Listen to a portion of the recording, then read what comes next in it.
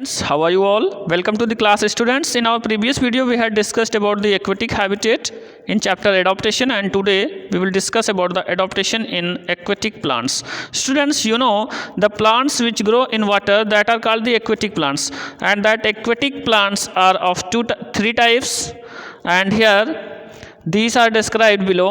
Some aquatic plants float on the surface of water. The two examples of such aquatic plants are here lettuce and hyacinth, and some aquatic plants are partially submerged into the water, and the example of such plants that is lily and lotus. And some aquatic plants are completely submerged into the water. The root of submerged plant, they are fixed into the soil below, and water at the bottom of pond, lake or river, and all parts of such plants included stem, branches and leaves, they grow under the water. The two examples of completely submerged aquatic plant is hydrilla and vallisneria. Now next one is, students, you can see in this figure, and next that is adaptation in fish. You know that fish lives in water, and the body structure of fish, it helps to survive inside the water to the fish, and the fish is adapted to live life in water because of its special features. Students, you know that animals such as dolphin and whale, they don't have gills. Instead, they have lungs, blowholes for breathing. So, blowholes, they are located at the top of their head, and they come to the surface of water regularly to breathe, and they also have thick layer of fat that is called the blubber under their skin that helps them to keep warm and strong energy and float easily into the water. You can see here it is the streamlined structure of fish which help it to move into the water, and the fish has a flat fins to change directions and keep its body balanced in the water. Now next is here aquatic birds like ducks and geese, they have webbed feet. It have webbed feet which help them into push water back while they are swimming, and they also have special wheels that filters muddy water while retaining the food. Now next one is their feathers are waterproof and keep them dry and warm. It is a figure of duck which is aquatic bird. Now next is aerial habitat. Students, you know habitats that exist mostly in air, that is aerial habitats. So adaptation in aerial animals or birds, you know that most birds can fly.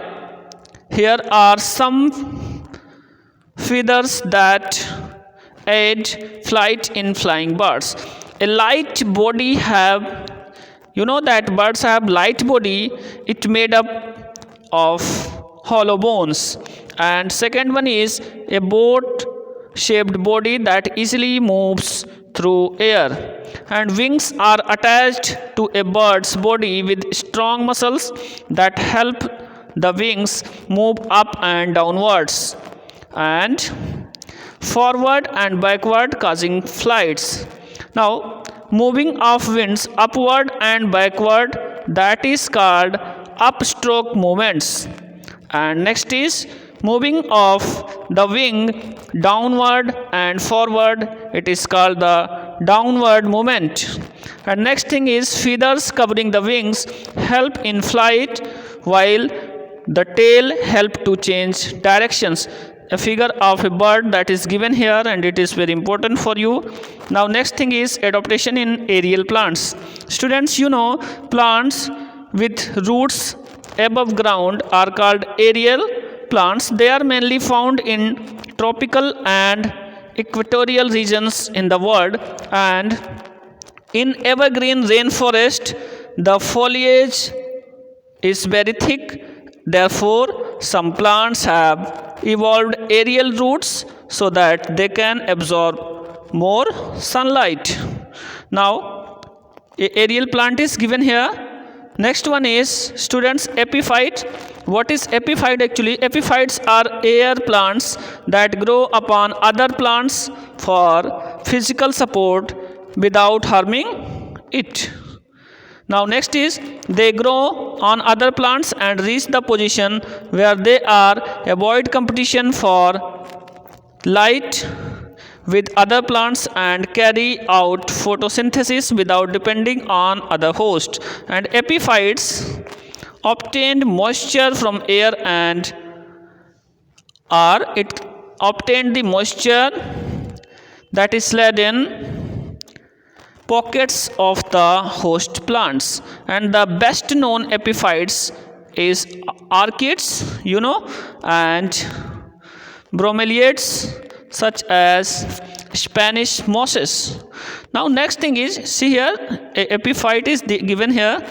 Now pneumatophores. Students, in marshy areas, they have wet and clay soil with water on surface that makes the soil sticky, and it is difficult for the growth of a plant in such areas, and because air cannot reach the roots in that areas. Thus, root of these plants grow out of the soil in the upward direction to breathe from the air. Such roots are called the pneumatophores. It is important.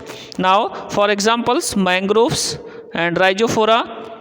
Okay, these are the examples of pneumatophores. A figure is given here which shows the pneumatophores. Next is clusterial roots. You know that clusterial roots. What are the clusterial roots actually? The figure is shown here.